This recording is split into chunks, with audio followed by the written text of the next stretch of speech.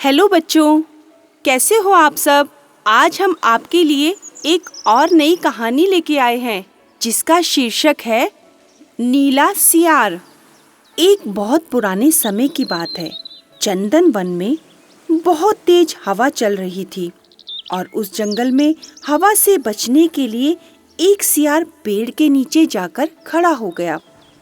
और तभी अचानक तेज आंधी तूफान से एक पेड़ की टहनी टूटकर उस सियार के ऊपर गिर गई। अब सियार के सिर पर बहुत गहरी चोट आ गई। अब उस चोट की वजह से एक तो सियार डर गया और सिर पे चोट का असर भी उसके काफी दिनों तक चला। अब इसकी वजह से वह अपनी गुफा में ही रहता था और बाहर शिकार करने नहीं जा सकता था। लेकिन ये क्या, शिकार ना करने की वजह से तो सियार बहुत कमजोर हो गया था। दिन प्रतिदिन दुबला होता जा रहा था और उसे तेज भूख भी लग रही थी। उसे अचानक एक हिरन दिखाई दिया। सियार उस शिकार का पीछा करने के लिए बहुत दूर तक हिरन के पीछे निकल गया। लेकिन भागते भागते वह बहुत जल्दी थक गया, क्योंकि काफी समय से उसने कोई शिकार नहीं किया था और वह बहुत कमजोर भी पड़ गया था और बेचारा हिरन को मार भी नहीं पाया।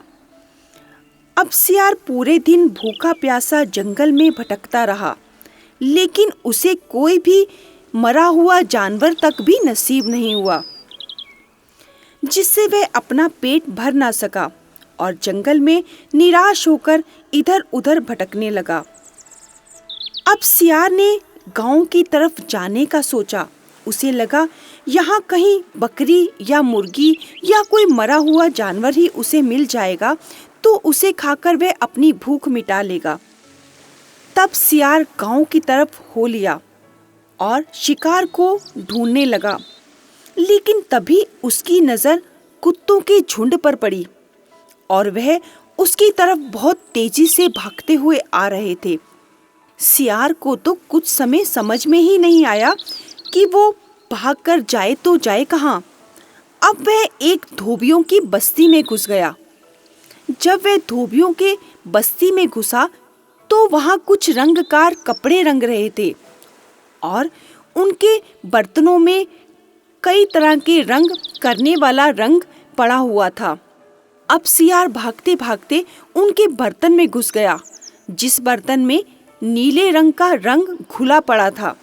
अब सियार को ढूंढते ढूंढते कुत्ते भी वहां आ गए, लेकिन जब उन्होंने सियार को वहां ढूंढा तो सियार उन्हें नहीं मिला, क्योंकि सियार तो उस नीले रंग के टब में घुस गया था। और फिर वहां से वह कुत्ते चले गए। जब वह सभी कुत्ते वहां से निकल गए तो सियार छुपते छुपाते ड्रम में से बाहर निकला। जब वह बाहर निकला तो पूरी तरह से नीले रंग से रंग चुका था और उसने अपने आप को देखा तो वह पूरा नीला पड़ गया था। अब सियार तो बहुत चालाक था। उसने जब अपने रंग को नीला रंग देखा तो उसके दिमाग में एक आइडिया आया और वह उस तरकीब के साथ जंगल में वापस आ गया। अब जंगल में पहुंचकर उसने यह ऐलान किया कि मैं भगवान का संदेश लेकर आया हूँ और मैं तुम सबको यह संदेश सुनाना चाहता हूँ, इसीलिए सारे जानवर एक जगह इकट्ठे हो जाएं। अब सारे जानवर जब सियार की बात सुनने के लिए एक बड़े से बरगद के पेड़ के नीचे एकत्रित हुए तो उन्होंने सियार की बात को सुना और सियार ने सभी जानवरों की सभा में कहा, क्या किसी ने कभी नीले रंग का कोई जानवर देखा है? मुझे यह अनोखा रंग भगवान ने दिया है और यह कहकर भेजा है कि तुम जंगल में जाओ और राज करो। भगवान ने मुझे यह भी कहा कि जंगल के सभी जानवरों का मार्गदर्शन करना और उन्हें सही दिशा में ले जाना अब तुम्हारी जिम्मेदारी है। अब सभी जानवर उस नीले सियार की बात को मान गए। अब सभी एक स्वर में बोले, कहिए महाराज, आपका क्या आदेश है? हम सभी जानवर आपकी बात को मानेंगे।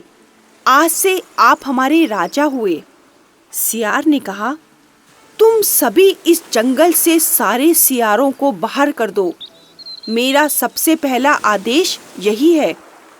अब सभी जानवरों ने मिलकर सारे सियार को जंगल से खदेड़ दिया, क्योंकि भगवान ने कहा था। क्योंकि उस नीले रंग के सियार को यह लगता था कि इन सियारों की वजह से इस जंगल में बहुत बड़ी आपदा आ सकती है और उस सियार का भेद खुल सकता है। अब नीला सियार जंगल का राजा बन चुका था। मोर उसे पंखा झेलते, बंदर उसके पैर दबाते।